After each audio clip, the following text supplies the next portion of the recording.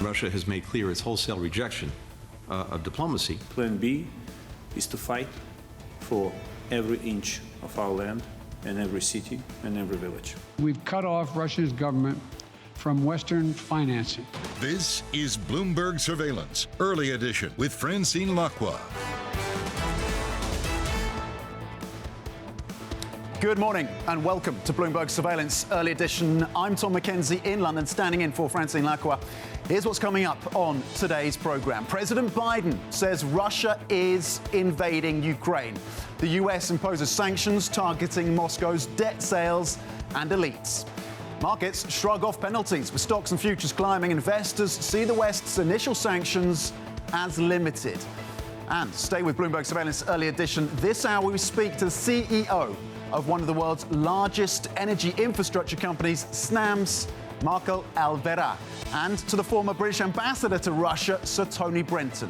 Send in your questions on IB Plus TV Go.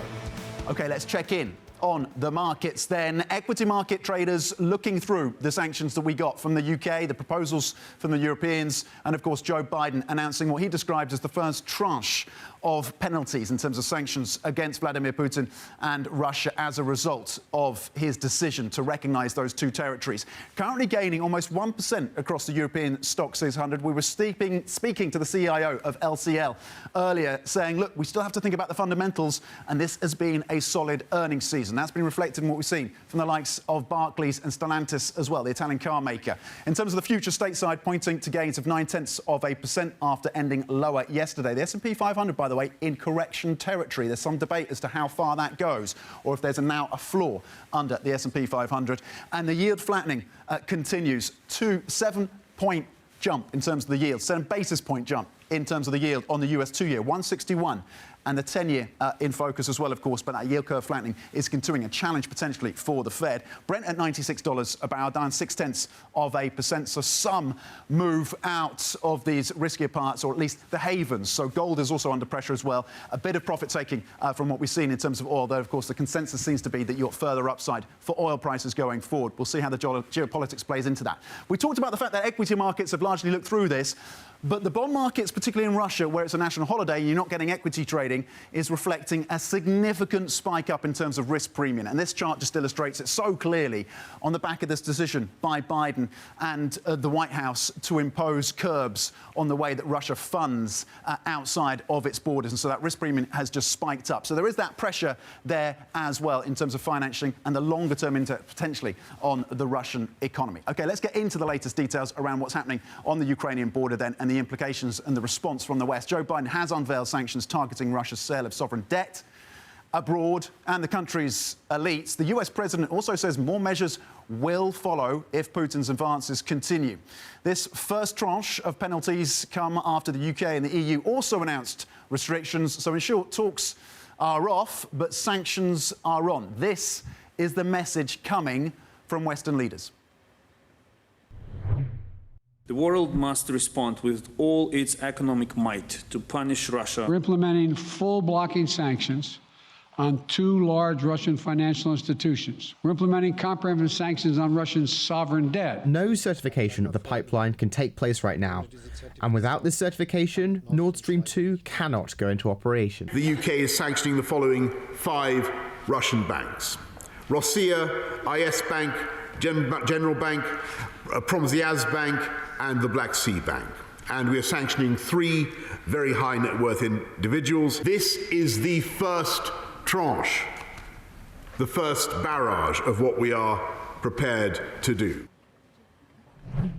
OK, let's get the latest with Bloomberg's Europe correspondent Maria Tadeo in Brussels. Maria, what are the sanctions from the West targeting specifically? And are they likely, do we have a sense of whether they are likely to cause enough pain for Vladimir Putin to rethink?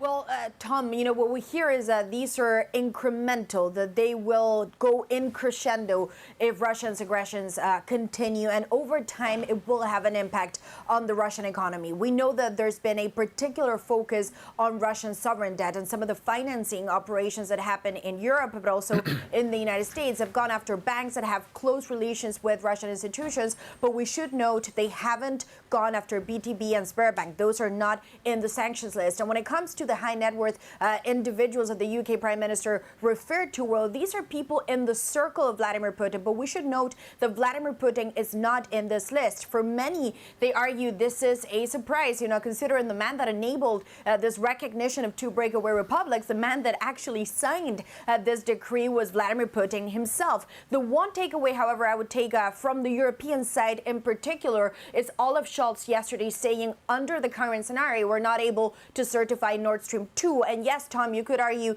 Germany's still a big client of Russian gas. Nord Stream 1 is operating on a daily basis, but this is a big, significant, I would say, departure from the German policy until now to separate the politics from the trade. Remember, that is what Angela Merkel used to say. These are different things. We shouldn't conflate them. And this, of course, Olaf Scholz is now saying the opposite, that it cannot be business as usual with Russia at this point. OK, Maria, today on that response to the sanctions, the potential impact and the fact that, of course, Germany has made this significant move to sideline Nord Stream 2. Thank you. And as we've heard, Olaf Scholz has effectively frozen then that $11 billion Nord Stream 2 approval. The German Chancellor says the Russia-led pipeline project cannot obtain the certification needed to start operations. It sounds technical, but this is the necessary legal administrative protection so that no certification of the pipeline can take place right now. And without this certification, Nord Stream 2 cannot go into operation. Olaf Scholz's halting of the certification of Nord Stream 2 has drawn anger in Russia. Amongst some of the most outspoken critics of the move has been Dmitry Medvedev. Do you remember him? The former Russian president tweeted, "Welcome to the brave new world where Europeans are going to pay 2,000 euros for 1,000 cubic meters of natural gas." Now, we were speaking to a former advisor to the Russian president who said he doesn't think Putin is going to weaponize energy supplies to Europe.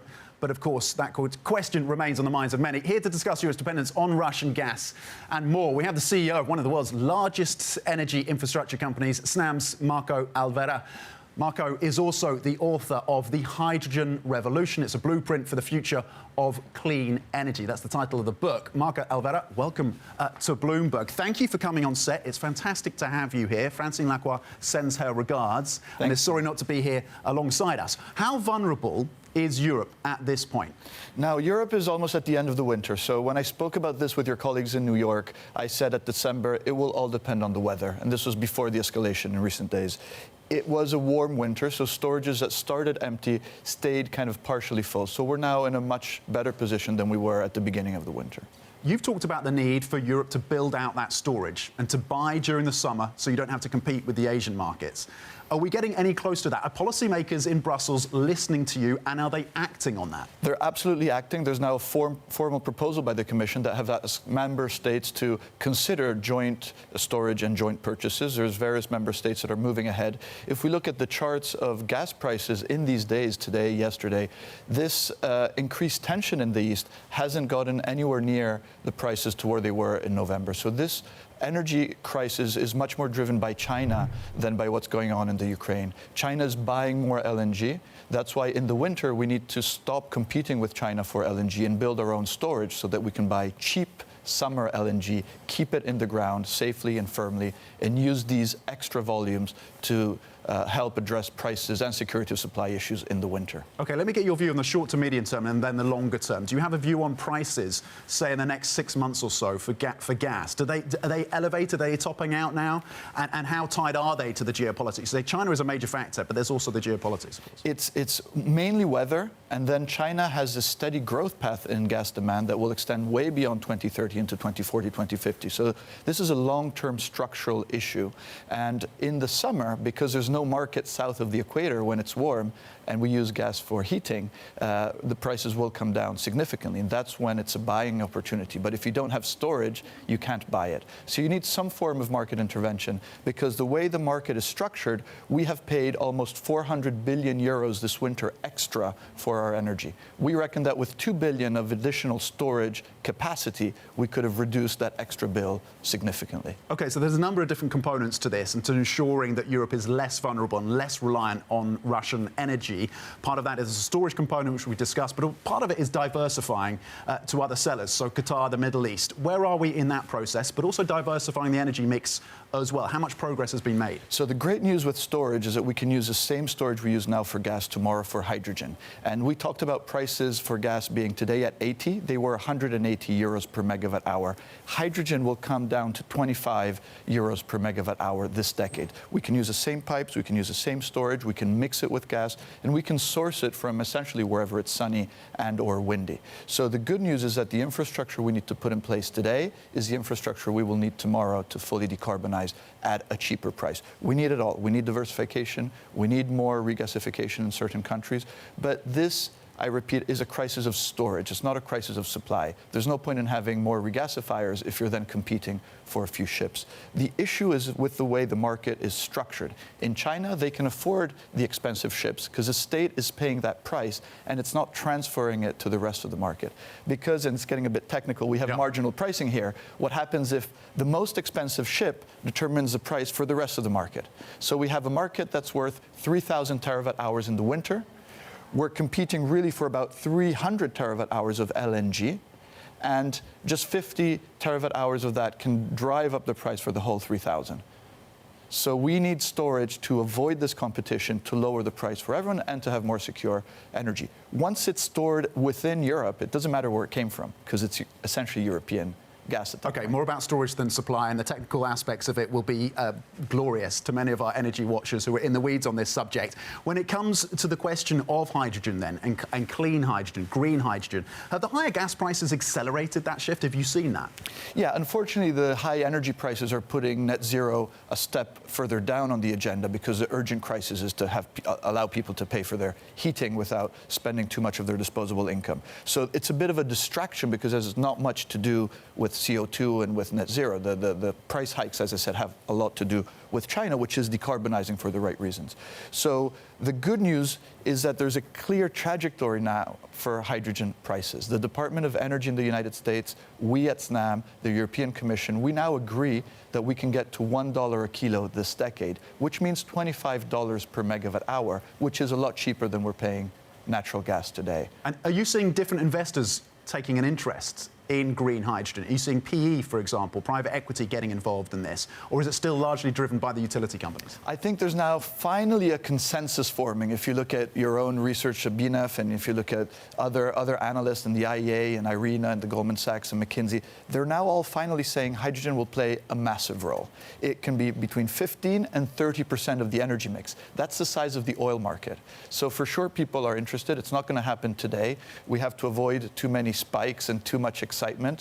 We have to start building the infrastructure, which will require trillions of dollars to be built. But this is good infrastructure because it means more abundant, cheaper, more secure, more reliant energy coming from different parts of the world. Okay, Marco, thank you. Thank you for coming to the studio and giving your insights on the need for that infrastructure for both green hydrogen and gas as well in these turbulent times. Marco Alvera, CEO of SNAM. Okay, Smart Conversations continue on Bloomberg Surveillance Early Edition. Later this hour, we speak to the former British ambassador to Russia, Sir Tony Brenton. But up next, we discuss the move in commodity markets with our markets editor, Christine Aquino. Send in your questions on IB Plus TV Go. This is Bloomberg.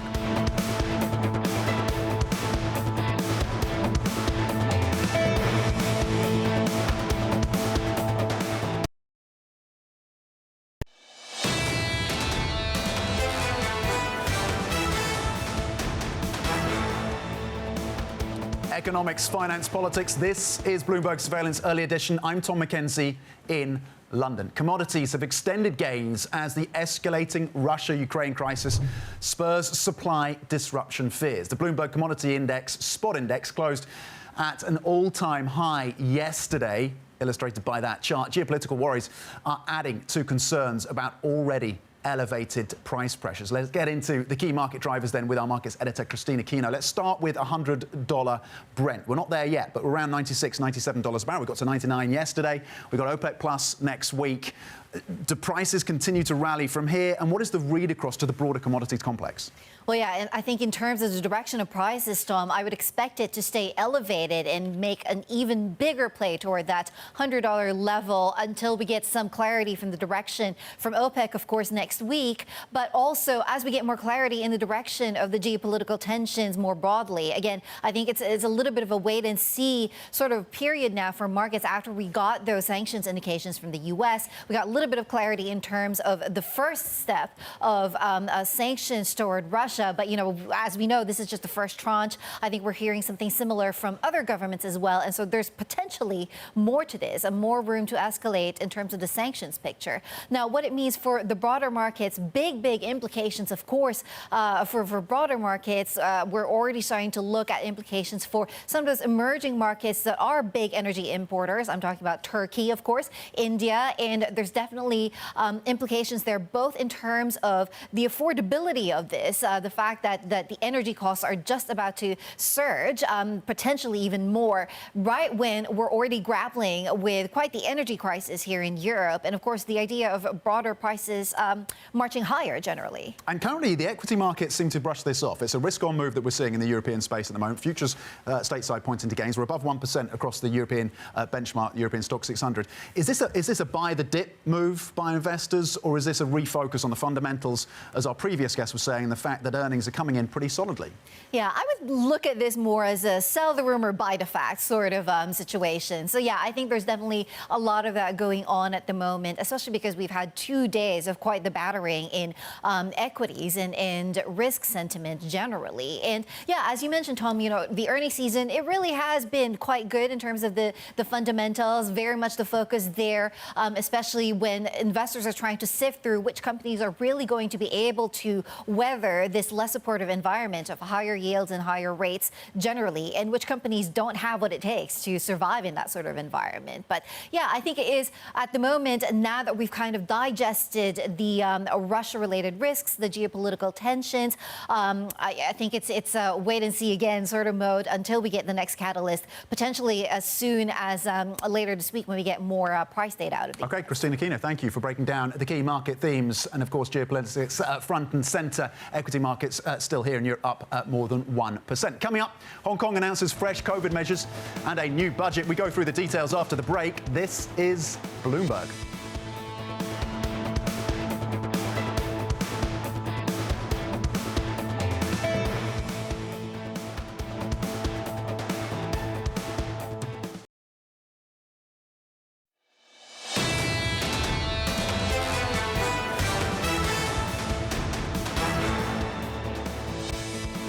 Economics, finance, politics. This is Bloomberg Surveillance Early Edition. I'm Tom Mackenzie in London.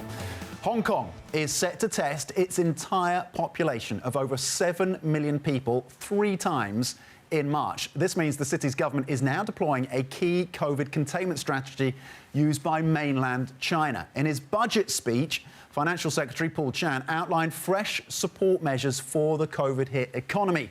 This includes giving 10,000 Hong Kong dollars in spending vouchers to eligible residents. To get the details on the COVID measures and the budget speech, let's go to Chief North Asia Correspondent Stephen Engel, who is in Hong Kong. Steve, what do we know then about this mass testing program and how closely it's going to emulate or mirror the kind of programs that we've seen in China and the lockdown as well that's been proposed?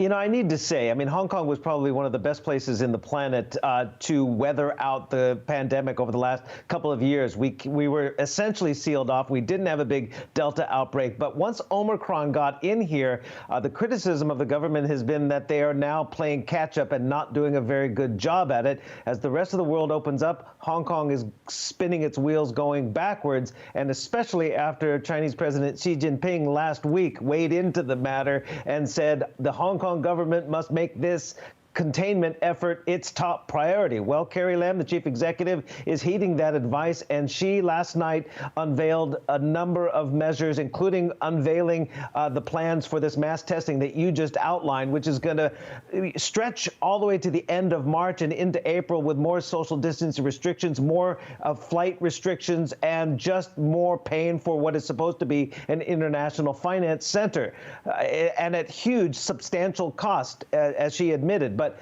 I earlier this morning spoke to Michael Teen. He is a lawmaker here. He's a businessman, runs a big clothing outlet, G2000. He's the founder of that, and he's also a deputy to China's National People's Congress, its parliament.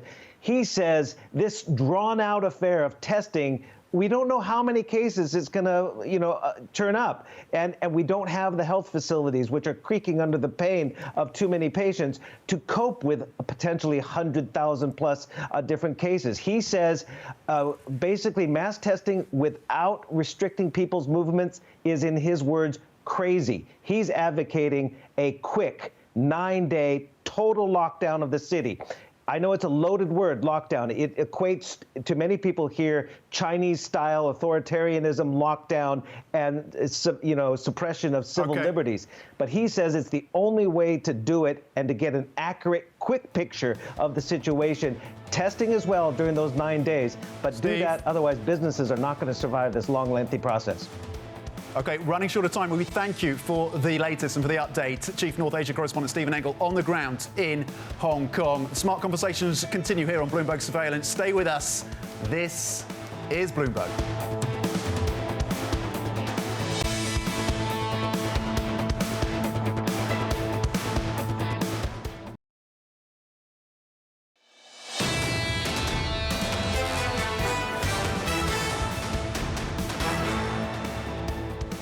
President Biden says Russia is invading Ukraine. The US imposes sanctions targeting Moscow's debt, sales and elites. Markets, though, shrug off penalties, with stocks and futures climbing. Investors see the West's initial sanctions as limited. And stay with Bloomberg Surveillance Early Edition. This hour, we speak to the former British ambassador to Russia, Sir Tony Brenton. Send in your questions on IB Plus TV Go. Good morning and welcome to Bloomberg Surveillance Early Edition. I'm Tom Mackenzie in London, standing in for Francine Lacqua. So it's a risk-on move in these markets. Some relief, particularly when it comes to equity traders, that the sanctions from the US, the UK and the proposals from the Europeans were not as tough, maybe, as some had expected. We spoke to a previous former advisor to Vladimir Putin saying he thinks the Russian president will bide his time, at least momentarily. The European Stoxx 600 gaining up 1% then. The S&P futures stateside, you had losses, and the S&P is in correction territory, but the futures point to gains of around 1%. And the yield curve flattening is pronounced. You have the US 2-year at 161, up 6 basis points. I have a quick look at the US 10-year, currently at 197. You just got a 3 basis point move on the 10-year. And the ruble is rallying by about 0.6%.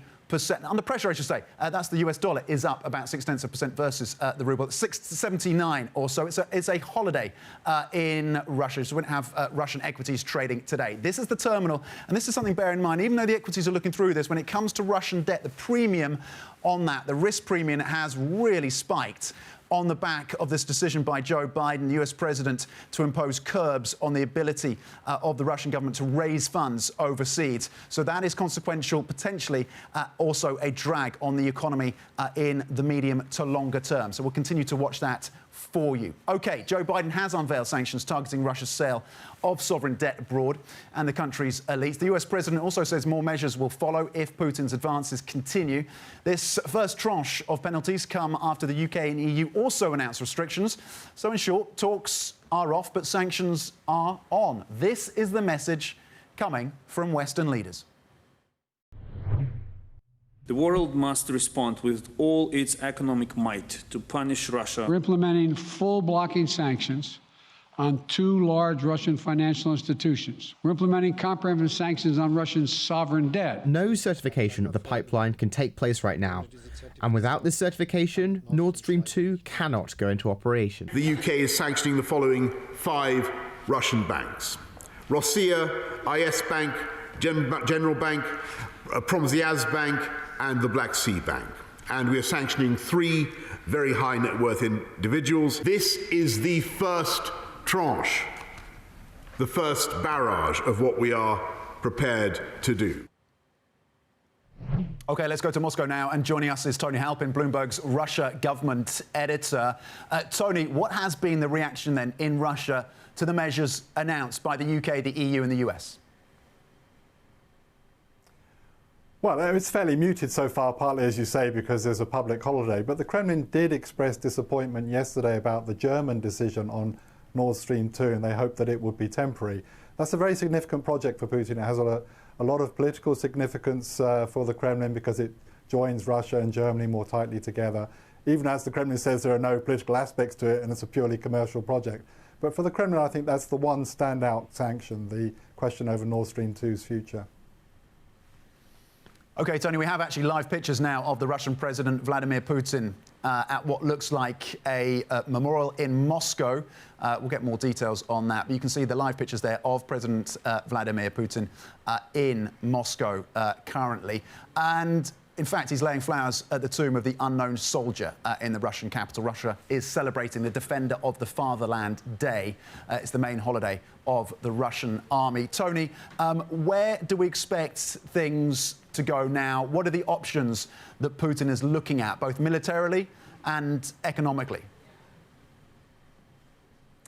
Yes, well, in a video message this morning, Putin said that Russia remains open to diplomacy in the current difficult situation, but he also underlined that he'll defend Russia's interests.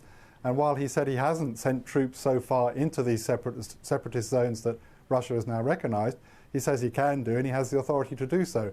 So I think at the moment it's a bit of wait and see. Both sides are waiting to see what the other will do and what the extent of the actions that have happened so far mean for the future crisis in Ukraine. OK, Tony Halpin, Bloomberg's Russia government editor on the ground in Moscow on the Russian reaction to those Western sanctions and what might be the next moves for Vladimir Putin, who is currently in Moscow at that ceremony. OK, joining us now is Raffaella Tenconi, chief economist at Wood & Company. Raffaella, thank you for joining us this morning. What is your assessment of the economic implications of what is unfolding in Ukraine and the sanctions on Russia, the economic impact on Europe? Good morning, everyone. I think what we're seeing is a worsening of a very serious energy shock. As we've been said, this is our first episode. We're probably going to see further escalation. So we're likely seeing oil prices and eventually food prices rising. So we see material upside in the short term and in the medium term to inflation, particularly in Europe. We think the market is underestimating how much the ECB will need to react. And the catch here is that the oil price shock will have a material impact on Eurozone growth, but we may not necessarily see its full extent because it's to some extent camouflaged by the credit cycle and whatever fiscal measures the Eurozone governments will introduce. OK, so how do you fold the inflationary picture, that inflationary shock, the fact that you think that the central bank, the ECB, is behind the curve on this? How does that play into the forecast, your forecast for growth for the Eurozone as we look ahead to the end of the year? Well, at this stage, we haven't changed our projections yet. We have Eurozone growth at 4% this year. But we think you could see up to a 1% downside. It really depends in Eurozone in particular how much subsidies we are going to announce to essentially offset the impact to households and the corporate sector in particular, because that is where the area, particularly where unemployment could surprise to the downside. Another aspect that I think is materializing in the last 24 hours is that we expected euro to strengthen over the course of the year because Eurozone business cycle was doing well. But of course, if the energy shock is going to hit them more, then euro appreciation may not materialize. That's going to compound the problem for the ECB. Where does that leave your views on currencies then? Where do you want to be positioned, Raffaella? If you don't like the euro as much as you once did, is there a currency that you prefer to be exposed to? Well, right now, actually, I would prefer sterling because our fair value model for sterling against euro signaled that it's fair value. But I think in the grand scheme of things, actually, the UK is doing better in the short term on the economy. There is still a rate cycle taking place by the BOE. And really, very much importantly, is that the government is beginning to deploy the policy responses that the country needs to adapt to digitalization. So I think that makes the UK attractive for the long term. You will see capital more clearly coming into the UK. So I would prefer to be in sterling right now. Interesting. We are hearing from the BOE Governor Andrew Bailey. He's giving testimony in Parliament today, saying that the UK economy faces two-sided risks. That the risk that inflation falls quicker than expected. He wants to get inflation back to target. We'll bring more lines as they cross, as Andrew Bailey, the BOE Governor, continues that testimony. Raffaella, when it comes to corporate profits, then, and you pointed to the potential pain point here, particularly if you don't get additional support subsidies for the corporate sector on the back of these very high inflationary pictures or inflationary numbers. Where do we stand in terms of the health of European corporates? The earnings season has been relatively solid. Where does that take us through to the quarters ahead? Yeah, I think we're most likely pretty much at the best of time for the business cycle in terms of corporate earnings. Our models suggest that you're likely going to see a deceleration in terms of growth going forward. And that is partly due to the fact that demand is going to hold back and costs are really rising very materially. So I think when you look at the numbers, the data that we have for February so far, it's very strong. So right now the economy is doing very well. But when you fast forward 6 months or maybe even 9 months, I think you will begin to see the crack. And one point that I would like to stress is that don't forget that you could see a very positive surprise for summer because we are reopening for COVID. But again, this is part of the best of the last bit of the business cycle. OK, Raffaella Tenconi, Chief Economist at Wood & Company, thank you for those insights. Like sterling, I think there's some upside support for the pound. Currently, sterling at 1.36, just up 0.1%. Euro dollar at 1.13. We want to check on some of the Russian equities trading here in London for you. Hopefully we can bring those up to show how those are performing. It's a national holiday in Russia, so the main benchmark Moscow index is closed for the day. But you do have the banks, a couple of the big banks, Sberbank and VTB, which, by the way, US officials have flagged as possibly in line for additional sanctions if things escalate. Those are trading in London. Intraday, you can see Sberbank down at 2%. VTB Bank down 1.5%.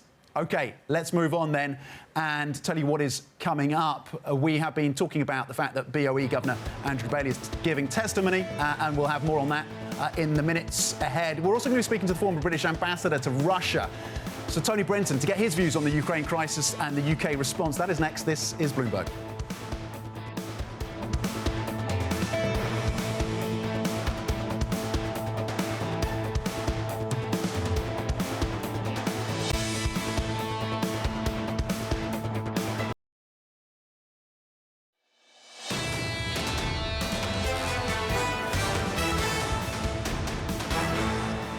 The UK is sanctioning the following 5 Russian banks: Rossiya, IS Bank, General Bank, Promzyaz Bank, and the Black Sea Bank. And we are sanctioning 3 very high net worth individuals. This is the first tranche, the first barrage of what we are prepared to do.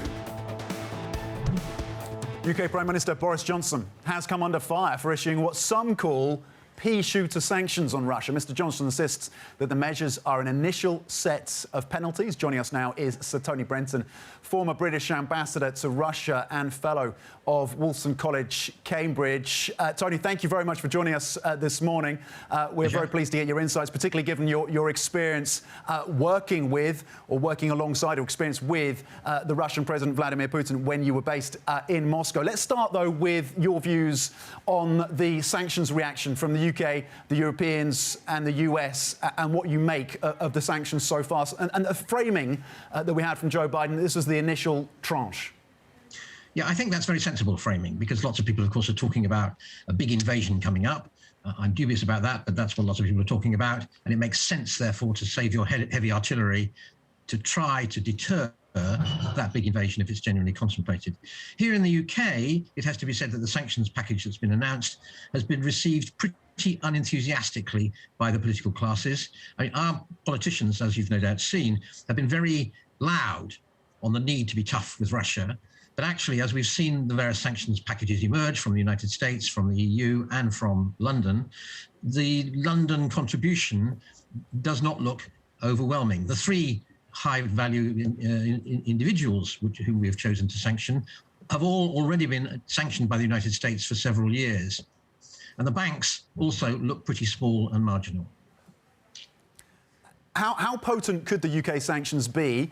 And do you expect the financial sector, Russia's financial sector, to ultimately come into the spotlight and under fire? Well, yeah, I do. I mean, there's an awful lot of noise going on here about ending what's been called the London laundromat for Russian dirty money. And it's pretty clear that the government are looking at some quite serious measures to bring that under control. We don't yet know what those measures will be. They've talked about serious measures before. We introduced things called unexplained wealth orders, which have so far not touched a single Russian. There's a very firm intention here to go for that. And given that an awful lot of very rich Russians, including some no doubt corrupt or closely linked to Putin, have placed a lot of money here, that may well have a bit of an effect. Is it your sense that there are any penalties, there are any sanctions that the West could draw on, the UK, the US, its allies in Europe, that could change the behaviour of President Vladimir Putin, who you got to know to some extent when you were in Moscow? The answer to that question is no. We've been running quite serious sanctions on Russia since 2014. The Russians have shrugged them off. Their economy isn't doing brilliantly in growth terms, but has become very robust and tough against further rounds of sanctions. And the important thing, we're going to see more sanctions, I suspect, but they've equipped themselves to deal with them. But the important thing to understand about Russia and about Putin and about those around him in the Kremlin is that they are much more concerned about national security than they are about Russian economic prosperity. If I were working in the Kremlin and I went to Putin and I said, "Sir, we're threatened by serious sanctions from the West. Maybe we should back away from trying to prevent Ukraine joining NATO," I would spend the rest of my career counting paperclips in Siberia. They care about security. They see Ukraine joining NATO as a genuine threat to their security. They're not going to let Western sanctions get in the way of that. Are the Baltic states under threat at this point? No, of course not. They're members of NATO. NATO spends about 10 times as much as Russia does on its military. The Russians are not going to attack NATO states because they know they would lose the subsequent war. It's quite striking to me that we, the West, you in the United States and we in the UK, are busily sending troops and so on to countries like the Baltic states, which Russia has no intention at all of attacking.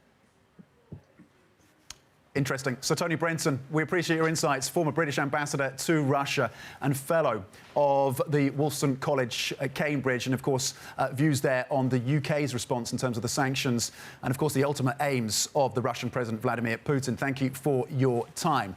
We do have Andrew Bailey, the Governor of the Bank of England, giving testimony in Parliament. Of course, investors are passing any commentary. That is not Andrew Bailey, but that will be one of his partners and, of course, colleagues at the Bank of England.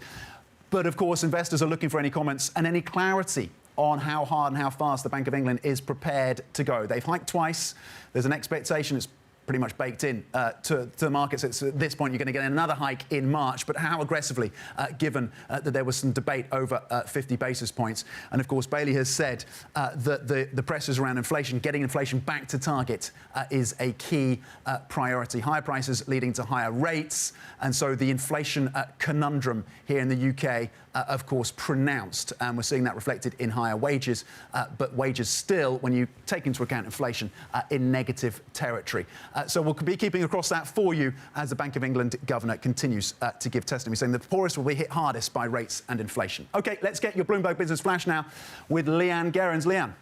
Tom, good morning and thank you. Apple has dropped its mask requirement at most retail stores across the US following reduced COVID-19 cases and changes in local mandates. The iPhone maker is also ramping up for the return of its in-store classes. The company has updated its website to reflect which locations are no longer requiring face coverings. Apple's workers will still have to wear masks. Now, Rio Tinto, the world's top iron ore producer, has has said annual profit almost doubled to a record, driven by a strong demand from China. Underlying earnings were $21.4 billion in 2021, up from $12.4 billion in the prior year. We'll be speaking to the CEO Jakob Stausholm later this morning. And that's your Bloomberg Business Flash. Tom. Leanne, thank you. Coming up, carrots and sticks, we take a look at Goldman Sachs' plan to hang on to top talent. That is the subject of today's Big Take. That is next. This is Bloomberg.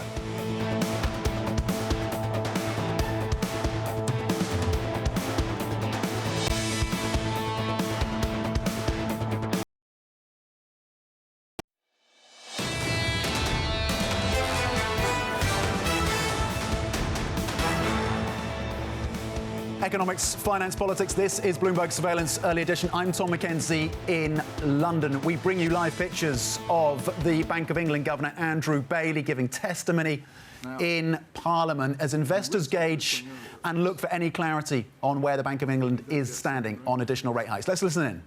And I just want to reinforce what I said earlier. The real risk here, and this is why I understand why it's misinterpreted what I said about care workers. But can I say again, the real thing that worries me here is that it's those with least bargaining power in the labour market that lose out in this situation, because you've got this shock to national income. It's got to be I'm afraid it's going to hit us as a nation. And in a labour market, which of course operates as a market, that's important. It's those who have got least bargaining power that get the worst outcomes in that. Isn't the problem is it doesn't act as a market? In the case of carers, we see huge shortages. Sorry, Angela. We see huge shortages. People can't be cared for. People can't get places in residential care homes. And at the same time, people's income is in decline relative to the costs they have to pay. And there's about to be another huge decline, given the cost of living squeeze that we know is coming. Well, can I just try and separate this? Because I think what you're saying is that some parts of the market work less well than other parts of the market, and I'm not going to disagree with you on that. And what we're also seeing, by the way, at the moment is a market that's functioning with more people moving jobs, I think, to increase their pay. I think we're observing the churn has gone up. So, in a way, I think what you're saying is not at odds with what I'm saying, that there is a real concern here that those with the least bargaining power in the market end up absorbing the larger part of this external shock, and that concerns me. There's no sign of a wage price spiral at the moment, is there, given that there's been 14 years of stagnation and real wages are actually going to decline in the next period, probably by quite a lot? Well, I frankly prefer not to. OK, the BOE Governor Andrew Bailey, they're giving testimony in Parliament, being grilled on the question of wages. Of course, there was some controversy when he made some comments to the BBC a few weeks ago about and suggesting that people shouldn't ask for higher wages. He has come out and said that he's not saying people shouldn't get a pay rise. Also, the Bank of England Governor is saying there is clearly an upside risk to inflation, and saying that restraint is needed on setting prices. You can get more on this on the live terminal, of course, on the terminal on MLive, if you want to hear more from Andrew Bailey. Stay with us. Bloomberg Surveillance Early Edition continues in the next hour with Matt Miller and Kailey Leinz in New York and Anna Edwards here in London. Your markets here in Europe, risk on future stateside commodities gains of between 1 and 1.3%. This is Bloomberg.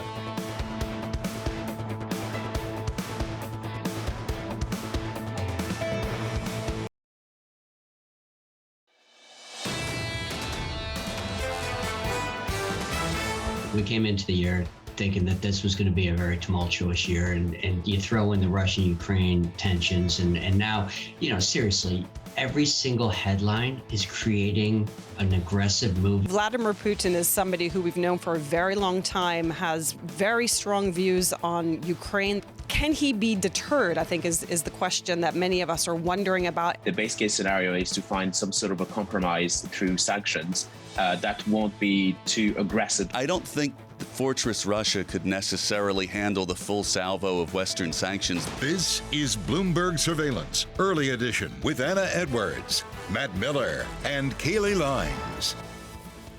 It's 10 a.m. in London, 5 a.m. in New York and 6 p.m. in Hong Kong on this Wednesday, February 23rd. Our top stories today.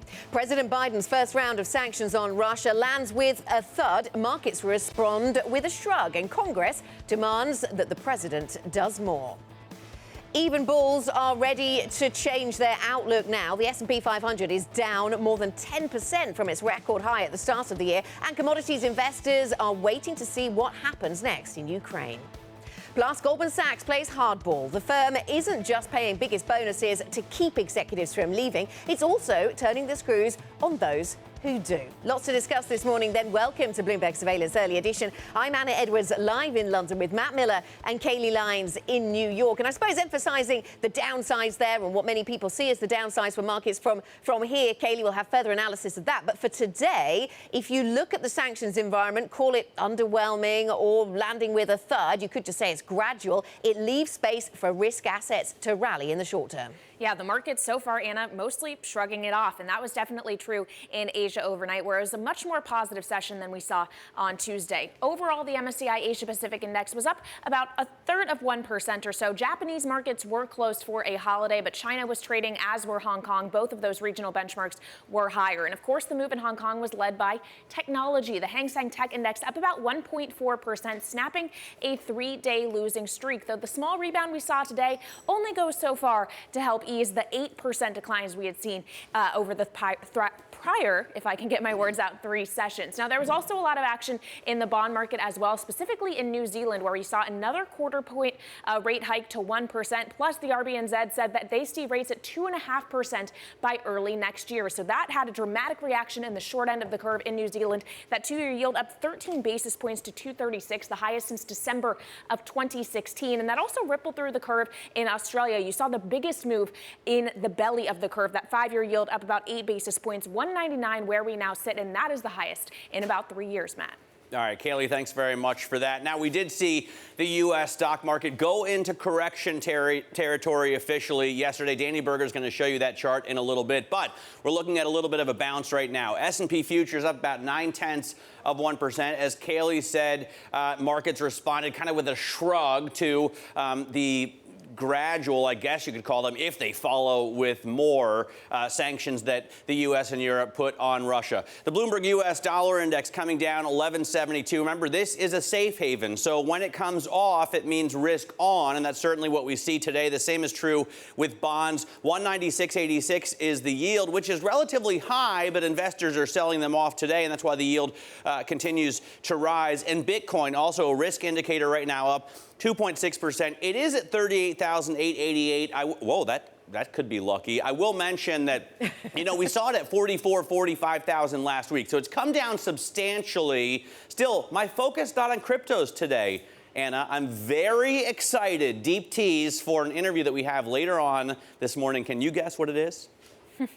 I'm guessing it might have something to do with cars. That's not taking too big a gamble when I say that. Matt, you mentioned, and Kailey, you mentioned, and I was mentioning, in fact, in the headlines, that markets react with a shrug to the sanctions, maybe more than a shrug, maybe actually a little bit of relief in there. We certainly saw that in some of the Russian banks that had been rallying as it seemed to become clearer that maybe the smaller Russian banks were going to be targeted by sanctions rather than the larger ones. Russian assets, Russian equity markets closed today for a public holiday, I should point out. But the rest of Europe then rallying with that same shrug, with that same sense of relief, perhaps, that the sanctions don't go deeper at this point. Room for the risk story to run in at least the short term. Let's roll over and show you what we've got on oil prices, though, because here we're seeing an interesting dynamic. I was talking about Brent crude at $99 yesterday. We're down at 96. Some of that is risk coming out of the Russia-Western tensions. At least maybe you can read that into some of the softer sanctions story. But there's also the Iranian lines coming through. We've heard from the Iranians just in the last half hour or so, 40 minutes, talking about how they're kind of hopeful that we get a deal on Iranian oil coming into the market. We'll see what that can do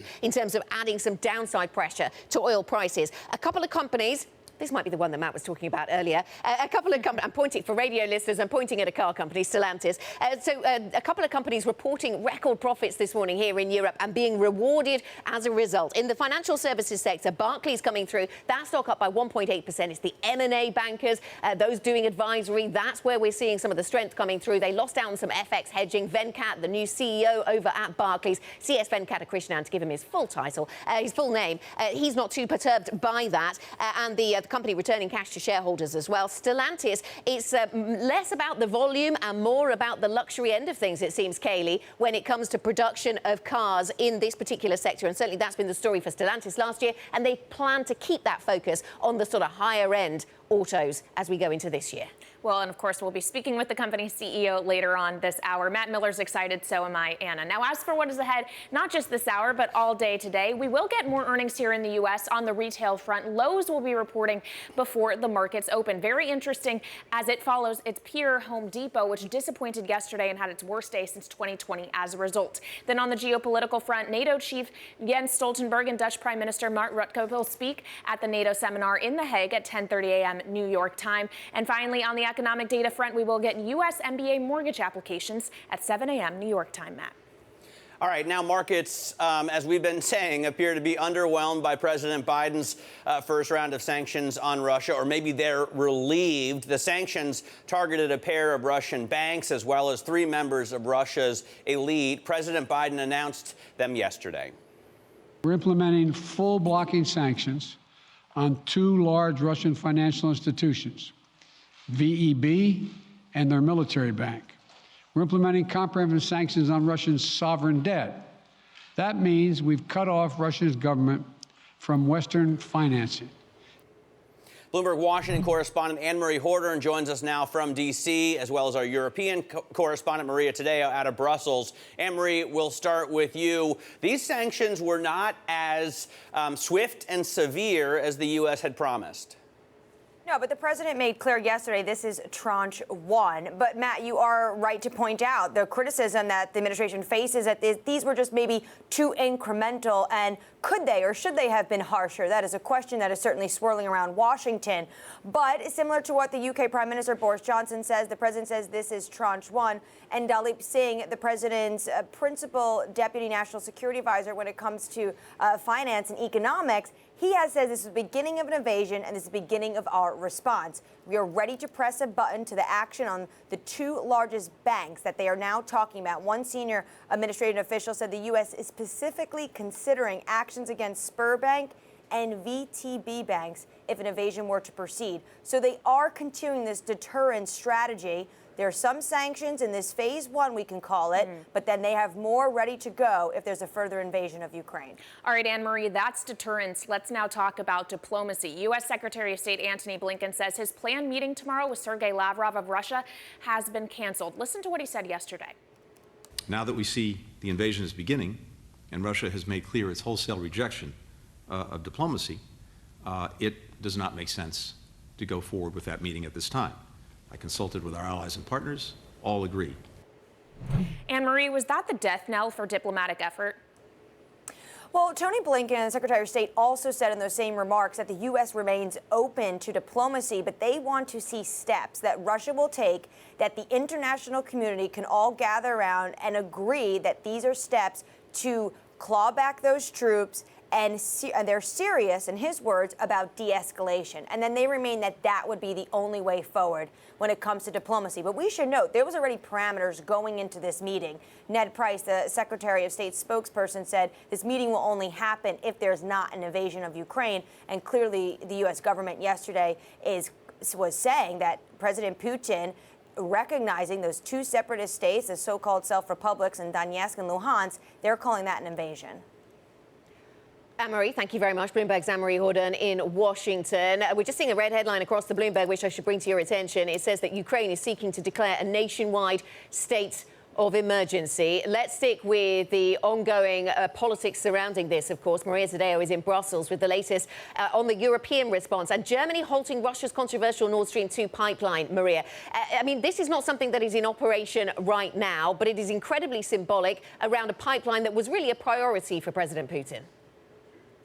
Yeah, it was. And Anna, just to pick up on that headline that you mentioned, of course, Ukraine saying perhaps we're entering into a state of emergency. But today also they said that reservists in the army would have to get back in line. And also they're approving legislation that would facilitate for ordinary people to have weapons. Of course, this does show that the situation on the ground, Anna, still continues to be incredibly tense. Now, on the Nord Stream 2 pipeline, yesterday we heard that finally from Olaf Scholz, the conditions to approve this pipeline, they're not right at the moment. We can't go ahead with this project. Now, we could be perhaps even cynical, critical of German policy and say that, of course, Nord Stream 1 is still working operational every day. The Germany has bankrolled the Russians for years. But I think we really need to stress here that this is a big departure from Angela Merkel. Remember, Angela Merkel, for many years, her doctrine was that politics, business, and trade are separate things. Yesterday, from Olaf Scholz, it was the opposite. He said it cannot be business as usual. This time, it's peace at stake. We cannot have normal business relationships with Russia at this point. All right, so that is, of course, what Germany has decided to do. We've seen sanctions out of the EU, the UK, the US on an individual country or country group level. What about NATO? Jens Stoltenberg, the chief of NATO, says Russia is still planning a full-scale attack. What will be the response from the alliance in that event? Well, Kailey, for the time being, we're seeing that they are deploying more troops in the Baltics. The Baltics, by the way, the three countries, Lithuania, Estonia, and Latvia, will be visiting Ukraine as a sign of support today. They welcome those troops. But I think going forward, what we're going to see is NATO operations that become bigger in number, but also longer in time. This is not going to just go back to how it was in a few months' time. That is very clearly the message from Stoltenberg, who's saying, actually, we're entering into a new phase of European security. And this is a very grave situation that we're seeing at this point. This threat of full invasion going into Ukraine has not gone away, and we're particularly worried, by the way, of Belarus. Remember, Lukashenko, the leader of Belarus, the other day said we would welcome nuclear weapons. If Russia asks for a favor, then we'd say yes. Wow. All right, Maria, thanks very much. Maria Tadeo there in Brussels, and thanks to Anne-Marie Horder in Washington, D.C. as well. Now, the technical backdrop for stocks is deteriorating so much that some bulls are even preparing to change their outlook. Strategists are now forced to price in escalating tensions between Russia and Ukraine, as well as a hawkish Fed. Let's get more with Bloomberg's Danny Berger. Danny? Well, Matt, I do just want to, at the start, say that there are some people out there who point to things like earnings still accommodative environment as saying, OK, my bullish case is intact. But now that we have that out of the way, let's talk about the pessimism that's building in this market. We've seen, for example, the S&P 500 yesterday fall 10% from its peak. The technicians are worried. We've fallen well below the 200-day moving average, what one technician called a stock market teetering on the edge of support. We also have a yield curve that is at its flattest in 2 years, suggesting that there's concern about the economic environment as we have all of these issues swirling around. And look, you could look at a day like today and say, OK, equities are rallying. Perhaps there's not that much fear. But people who are worried about the price action, I think, are really well reflected in what Rich Ross over at Evercore ISI said, who I should say also sees a 20% decline due to these deteriorating internals. He says while ephemeral relief rallies will occur as the conflict ebbs and flows, the seeds of the current decline were planted by policy in the pandemic long before troops amassed on the border, Anna. Yeah, that's interesting. That chart certainly looked very scary, yes. Danny. The only colour available, apparently, is red. Let me ask you about commodities. Jumping on the Ukraine crisis, of course, and this isn't just energy. In fact, the energy story a little bit more different today. But yes, there's energy, there's wheat, there's nickel, there's cooking oils. Exactly. The Bloomberg Commodity Index at new highs. Exactly. The spot price at new highs. Ukraine is seen as the breadbasket of Europe. It's the second biggest grain producer. You mentioned some there, wheat, sunflower oil, but also metals are important in the region as well. Exports of aluminum and nickel. All of that is adding to already concerns of high inflation. We saw 2-year TIPS break-evens reach their highest level since Bloomberg started collecting the data in 2004. So all of this contributing to an environment that supply chains are already of concern. Now the question is, will we start to see exports from Russia of commodities be diverted away from North America and Europe? Does this environment, which so many central banks are already grappling with, get even worse, Kailey? All right, Danny, thank you so much. And we're just getting a headline from the BOE Governor Andrew Bailey saying that the Ukraine situation adds to risk that energy will rise and inflation risks coming from the energy price. That and the commodity story all really feeds together. Now let's get back to the U.S. markets and take a look at some stocks moving in early hours. A big one to the downside is CoStar. This is a commercial real estate information company, gave a current quarter and full year outlook that came up well short of expectations. And as a result, that stock absolutely plunging to the downside, down a whopping 26% in early hours. price. Another stock moving to the downside, and this is in some way tied to the crop story, is Mosaic. This is a fertilizer company. It also missed on expectations on both the top and bottom line, really struggling with supply chain issues, and says actually sanctions in Belarus could make that supply situation worse. That stock is down about 6% before the bell. One more positive story, though, is Nubank. This is the Brazilian digital bank backed by Warren Buffett. It posted a surprise profit. Analysts were looking for a loss. Maybe throws a little bit of cold water onto the bearish thesis for this company. That stock is moving up the better part of 11% before the bell, Anna. Kailey, coming up on the program, from geopolitics to central banks, we'll speak to Caroline Simmons, UK CIO at UBS Global Wealth Management. We'll join a few of the dots for you this morning. And earnings exclusives, we will speak to the CEOs of Rio Tinto and Stellantis, plus Goldman's struggles for top talent, how new pressures are leading to strained exits at the banking powerhouse. More ahead on our big take story. This is Bloomberg.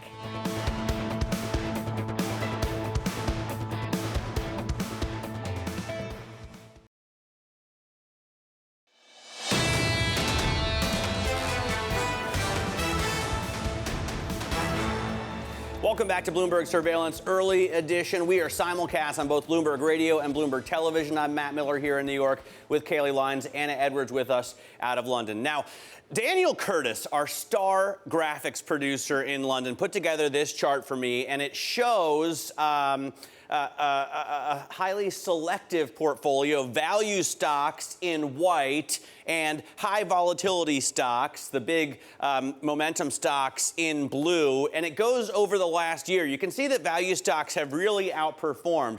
And we're going to talk right now with Caroline Simmons, UK CIO at UBS Global Wealth Management out of London. And Caroline, you think this outperformance will continue as long as bond yields keep rising?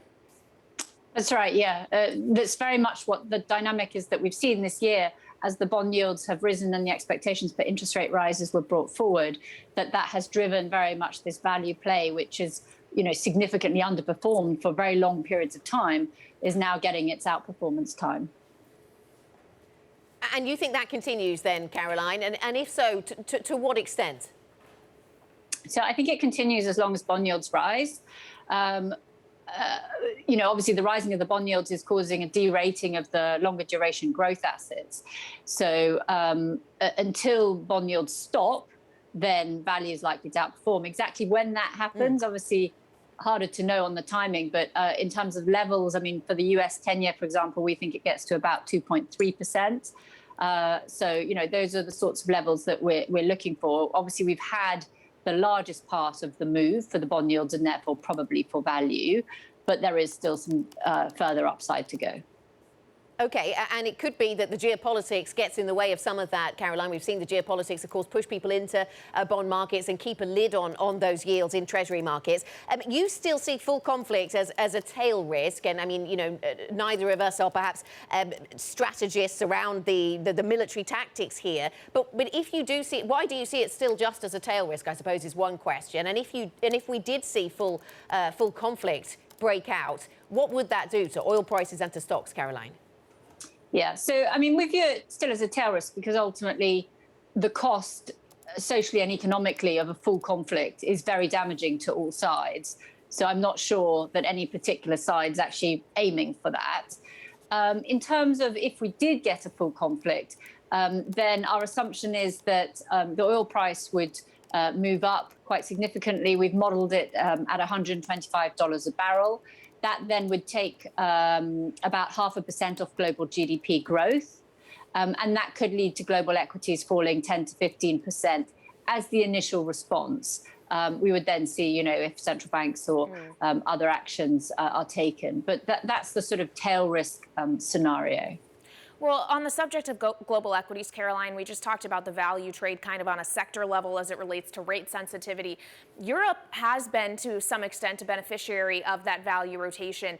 Is there a threat if you see a more persistent energy crisis in Europe start to be a threat to growth due to some of the geopolitical situation, that Europe actually is going to be a laggard once again? Yeah, it's sort of interesting. So obviously Europe benefits from higher oil prices, the UK particularly, which has quite high exposure to energy. So on the one hand, it would benefit if sort of geopolitics caused oil prices to continue to rise. But obviously, if that were to lead to significantly higher risk concerns about the scale of a potential conflict and the impact that that could have on growth, then obviously being a cyclical market, the Eurozone, would also suffer. And on the subject of the Eurozone, as it relates to ECB policy, do you think more aggressive action is more likely if the situation unfolding between Russia and Ukraine proves to be inflationary, or does that give them an excuse to maybe sit on hold for longer? Yeah, so, I think the initial sort of drivers, if you like, for the ECB are going to be wanting to see what happens to the impact when they've finished ending QE and the TLTRO. And then, if oil prices are a little bit higher because of geopolitics, I think they'll probably look through it. If we are in some sort of much more severe conflict scenario, then perhaps that would have an impact on rate rises because it would have an impact on the growth outlook. But I think just, with oil prices as they are now, in the sort of situation that we are now in, I don't think that particularly has much bearing actually on the ECB's sort of timing of rate rises. We'll find out more in March when they provide their inflation forecasts. Yeah, we're all waiting for March. Thank you so much for providing us some of your insight this morning. That's Caroline Simmons of UBS Global Wealth Management. Now let's keep you up to date with news from around the world, and here's your first word. The fortunes of Russia's super rich have fallen $32 billion this year, and sanctions from the conflict in Ukraine are likely to destroy even more wealth. Gennady Timchenko heads the list of Russian billionaires who've seen their fortunes drop. According to Bloomberg, the Bloomberg Billionaires Index, almost a third of his wealth has disappeared this year. He now has a fortune of about $16 billion. In Hong Kong, the government is trying to offset the toll of the escalating virus outbreak that has taken on the economy. Eligible residents will get almost $1,300 in spending vouchers. Authorities have also earmarked more than $2.5 billion for other antivirus needs. Hong Kong's economic growth is expected to slow to as little as 2% this year, following 6.4% in 2021. Apple has dropped its mask requirement at most retail stores across the U.S. That's following reduced coronavirus cases and changes in local mandates. Apple's also ramping up for the return of in-store classes. The company is preparing to launch new versions of the iPhone, iPad, and Mac. And Barclays has posted its highest annual profit on record. The British bank's dealmakers had a busy end to the year that helped offset a slump in trading activity. In the fourth quarter, income from Barclays capital markets and merger advisory work rose 27%. And Anna, I know you've been following this Barclays story very closely. The shares getting a lift in the European trade on the back of those earnings.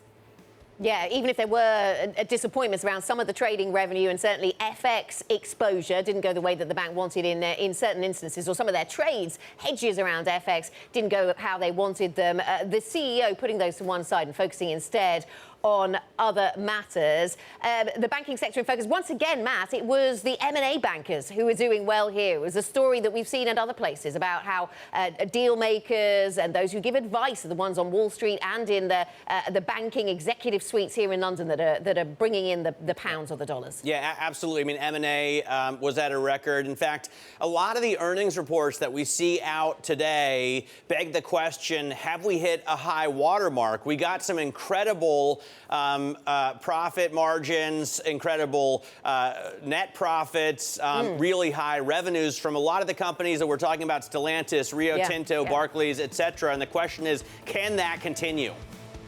Absolutely, and that is certainly a question we will put to the next executive that we speak to. Our earnings exclusives keep coming. We'll speak with the CEOs of Rio Tinto and Stellantis. Rio Tinto delivering record profits. Can they last? This is Bloomberg.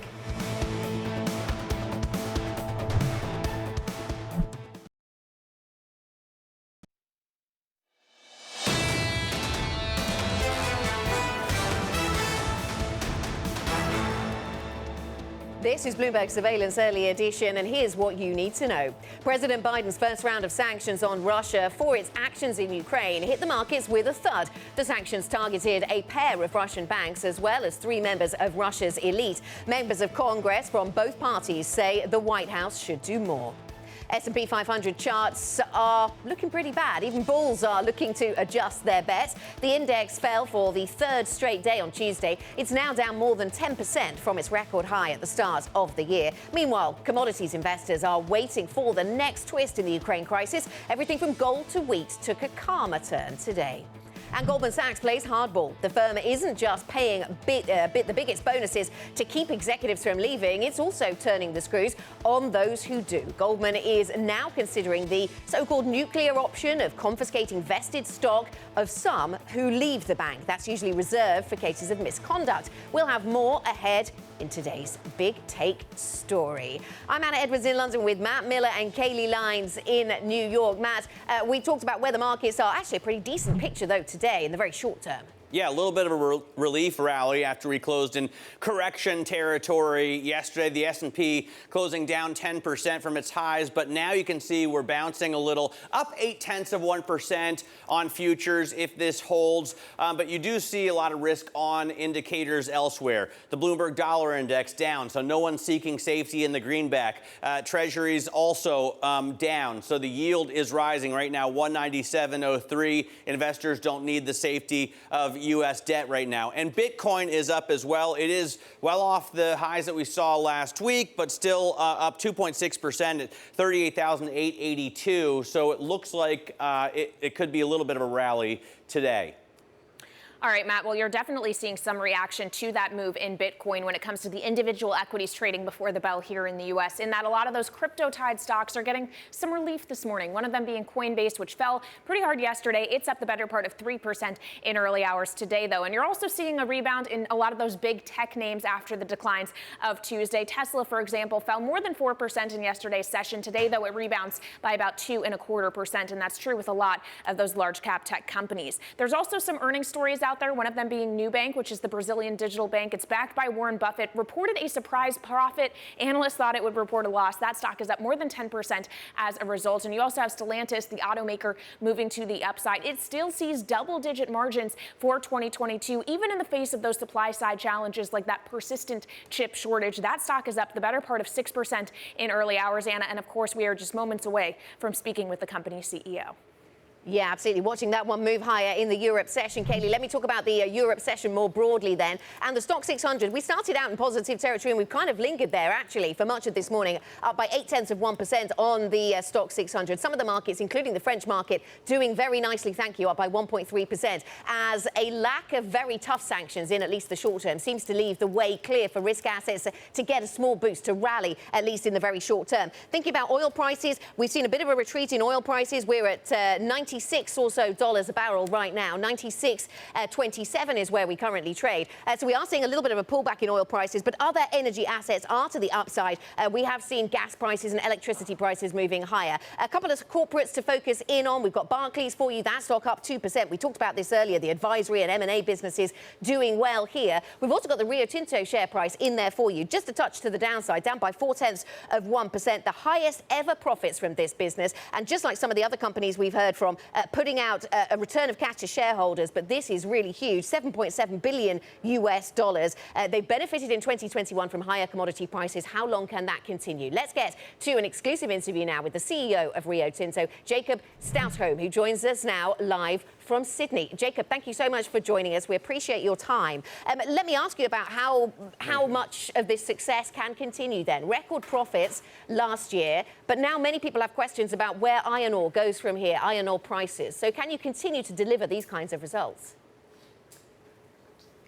Very good questions. Thank you, Anna. First of all, our guidance for this year is that we will have modest growth, supply growth in our production, and there is really good demand for our products. So we have started the year well, but I'm not in the game of predicting commodity prices. They are very volatile. So, but short term, there's a good demand from China, and longer term for a company like Rio Tinto, the metals and minerals that we are producing are really being helped by the energy transition. So the longer term fundamentals looks good for Rio Tinto as well. But I don't dare to predict commodity prices. It has last year indeed been a good year, and it's a record result. What is interesting with our result is it's not just iron ore you're asking about. We also have significant improvement in our aluminium business, in our copper business, and in our minerals business. So you can say the business right now financially are firing on all cylinders. I think of, a mining company as simply getting stuff out of the ground and selling it. But of course, you got to move it all around the earth as well. How much of your business is logistics, and how much can you improve on those kind of costs after the supply chain issues that we've seen over the last couple of years? Yeah, thank you. No, look, we are one of the biggest shippers in the world, but it's a fairly simple supply chain, and we have been able to keep it going. I will say to you, though, we have mining, but we have almost as much processing. So if you take, for example, the aluminium chain, it's mainly processing, and there's, of course, quite a lot of shipment as well. It has actually worked surprisingly well. I'm very grateful to see how we have been able to cope with COVID, kept all mines going, and kept producing throughout the pandemic. The reason I thought of that is one of our BN reporters pointed out that you've got a development on an iron ore mine in Guinea, but you haven't yet got a rail line in place to export it. Can you tell us about how that's going, where you stand on that kind of development? Absolutely. I mean, Rio Tinto is a very long-term company, so we always have to work many years out in the future. But we are in a joint venture with our Chinese partners. We are working closely with the government and the other consortium to get in place a full project. It's going to be one of the biggest projects in Africa. It's mine development, but as you rightly say so, it's a very long railway and it's a significant port development. But it is a project that could be really beneficial both for the people of Guinea, but also to the world, because it represents some of the highest quality iron ore that is much in demand for the energy transition. Going towards more green steel, you need the higher grade iron ore. On a different subject, Jakob, I wonder how daunted you are by the cultural transition that you're trying to bring about, or culture change you're trying to introduce at Rio Tinto. Of course, this goes back to the destruction of ancient Aboriginal Australian heritage, and then more recently a report that talked about harassment at the business, about racism and bullying. I mean, this seems to be quite extensive. Are you daunted by the scale of the challenge ahead? It is indeed a daunting challenge, but if I look back, we have learned some really tough lessons after the destruction of Juukan Gorge, and I'm very, very proud to see the shift, not just in our leadership, but across the company in terms of how to re-establish relationship, understanding the importance of working closely together with the indigenous people where we operate, the traditional owners of the land. We have really fundamentally changed over the last 12 months in that regard. And indeed, we decided to look deeper into our work culture, and we asked the former commissioner in Australia, Liz Broderick, to do an extensive report that we announced 3 weeks ago. And there were some confronting messages about bullying, sexual harassment, and racism. But we have just decided to be super transparent about it. It's the only way we can address the things. And I must say now, 3 weeks after announcing it, I'm really pleased with the kind of dialogue we have in the company. I'm absolutely convinced that we can address that, not just because there are things that simply are not acceptable going on in our culture, in our company, but it's also about just creating a safer environment where people feel more happy about working, and ultimately will also create a more effective company. It's a big transformation. We can do a number of things immediately, but it's also a longer term development. You have to be patient when it comes to culture change. Jakob, thank you very much for joining us. The Rio Tinto CEO, Jakob Stausholm, joining us there from Sydney. Coming up on the programme, we'll keep talking about the earnings stories. They're coming thick and fast today. Another earnings exclusive, the Stellantis CEO, Carlos Tavares, joins us shortly. This is Bloomberg.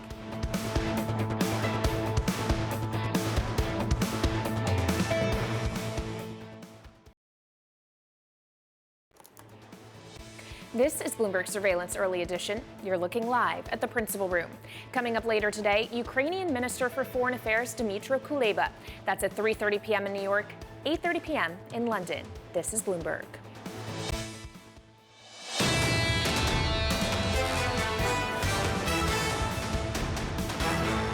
We're going to be operating this as a true luxury company, only manufacturing vehicles to order, and that fruit is bearing and showing how successful we can be by manufacturing the appropriate demand, supply, and get retailing more cars than we wholesale. So the first step towards a journey which will take us to 10,000 cars by 2025 and a profitability of 500 to 600 million EBITDA. And that was Lawrence Stroll, of course, the chairman of Aston Martin, speaking earlier on Bloomberg Television. Staying on autos, but moving to a slightly bigger manufacturer, Stellantis expects to deliver another year of double-digit returns in 2022, despite the supply chain problems that the entire industry is facing. Raw materials costs, tight labor markets here in North America, weighing on operations for everybody. To talk about all this and more is Carlos Tavares, the CEO of Stellantis. Carlos, thanks very much for joining us. I want to start with the same question that we just asked Jakob Stausholm of Rio Tinto. You know, after such a fantastic year, your operating margin, I think, was 11.8%. How can you do better? Was that a high watermark for your manufacturing? Well, it's the DNA of our company, the DNA of our former families that led to this fantastic brand new company is competition. We love to compete, and we love to try to push beyond the limits or go to higher levels of performance. It is in DNA of both former FCA and former PSA, and the record results you have seen in 2021 are just demonstrating that. So, of course, in 21, we had a very huge workload with 3 layers of activities, creating a brand new company called Stellantis with a new business governance way, facing all the headwinds that we all know, and preparing for the long-term strategic plan that I will present to you on March the 1st. Despite the 3 layers, we could deliver the performance that you have seen, because we like to compete and we like to do better every single day. You talk about the families that came together, Robert Peugeot and, of course, John Elkann. Was it a strategic decision to move up into a higher end, into a luxury segment that we've seen here with the Jeep Grand Wagoneer, for example, or the Ram trucks? The interiors have really been the talk of the town. It's moved you into really a higher price bracket. Absolutely. We are creating more appeal in our products, being the Jeep brand, the Ram brand. We see that the market shares are growing. We see that we are taking some top spot positions in terms of sales and marketing, which means that our customers are willing to pay for the additional value and the additional appeal of our products. That's quite obvious. And of course, as long as we are meeting our customers' expectations, there is nothing that will prevent us from going that direction. And as you know, we love cars. We love the product. We love the freedom of mobility that they are offering to our customers, and we will keep on doing that. And of course, you can see it on the margins. You can see that the 11.8% record operating income margin is also somewhere related to that premiumness that you have just described. You're clearly having some success then at passing some of the higher costs on to your customers, Carlos. What about managing the supply chain challenges? What has been the secret to trying to get that right? And what visibility do you have on the supply chain disruptions through 2022? You are absolutely right.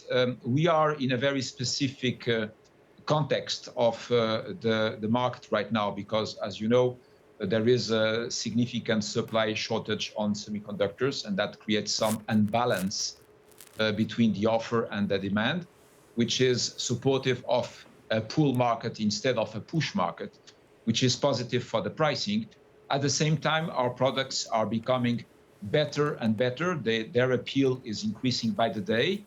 And our customers are recognizing that, so it gives us also some pricing power, hence the fact that we have such good margins and such good free cash flows. Now, moving forward, I would say that the situation in 2022 is going to be somewhere more of the same. I think we will continue to have raw material cost inflation. We'll continue to have some semiconductor supply shortage, even though I think the trend is going to be a slow, very slow improvement, but still in the right direction. So we will continue to do things that the others cannot do. We are a very diverse company, and we have a huge amount of synergies coming out of the merger that we can implement, and that is going to give us some additional levers that some of our competitors cannot pull. And you'll see next week when we present the long-term strategic plan that you have some surprises about the new products and about the technology that we are going to bring. So all of this Carlos, gives a lot of confidence. When we hear that strategic plan from you next week, can you give us any insight into what plans around China they might entail? Yes, I can tell you that I will explain this to you on March the 1st in detail. I can tell you that, of course, it is very clear that the first step is to clean the red ink, which we are successfully doing right now, and you can see it in our financials for 2021. And I will tell you more about the way we are going to organize our business in China. Now, be aware that most of our business is in the Western world, in North America, Latin America, where we are the leaders, and Europe, Africa, and the Middle East. So for us, China is only an opportunity. It's an opportunity to do better. It's an opportunity to go even further. And we have learned the hard way some of the things that we should avoid to do in that market. And we are now trying to implement all of those next business models that I will present to you next week. When we get the new strategy layout. You know, I was talking with Michael Dean from Bloomberg Intelligence this morning, and he pointed out another opportunity that you have is Maserati. That could be a Porsche, a Ferrari, obviously. What do you do to make that a reality with Maserati? Well, we are doing several things. First, we are making sure that we bring our Maserati quality to another level. As you may see, we are now being extremely severe and very demanding and very rigorous in making sure that we enhance our quality standards, and we make sure that we do not launch any new product as long as we do not match rigorously our most demanding quality standards. That's what we are doing. We are going to unveil very soon our new Maserati Grecale because we believe that we have reached the right level of quality to launch the product. We will do the same thing with the next GT, GC models in 2023. So first is bring the quality level to the best level of the worldwide market in luxury. That's point number one.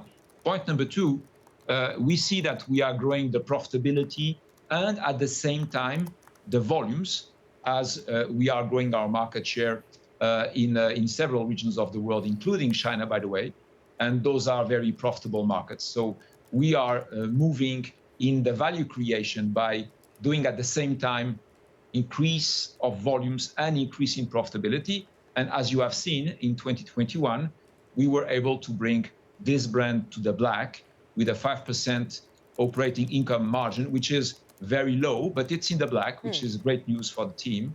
And we intend to bring this profitability from 5 to north of 15% in the midterm. And we think that with the technology that we are bringing, namely on electrification and infotainment, we can increase the value that our customers will be willing to pay. So that's the plan for Maserati.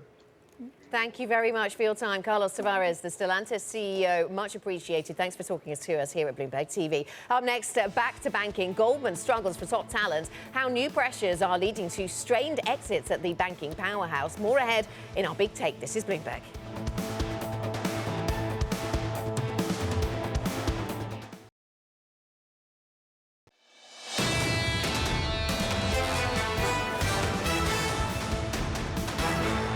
This is Bloomberg Surveillance Early Edition. I'm Kailey Leinz with Matt Miller in New York and Anna Edwards in London.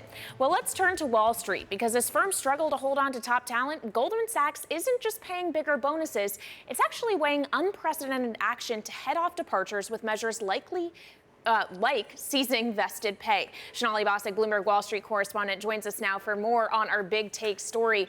Sonali, they're allowed to do that? Well, what's interesting about this story that is named, the named executives here, it's Omar Ishmael, David Stark, who moved over to Walmart and to run a fintech started by Walmart, and also Greg Lemkow and Eric Lane. These are lifers at Goldman Sachs. These are people who went to a client, right? I mean, who...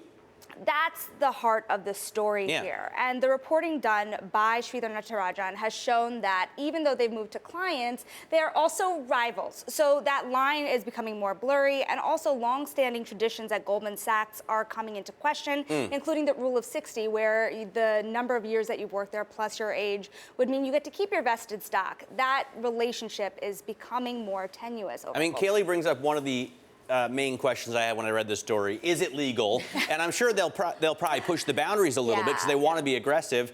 One of the other questions is in the lead, right? Usually, and Greg Lemkow and Eric Lane, they go to what would be a client, and then they turn over business to Goldman Sachs. That's how it's worked traditionally.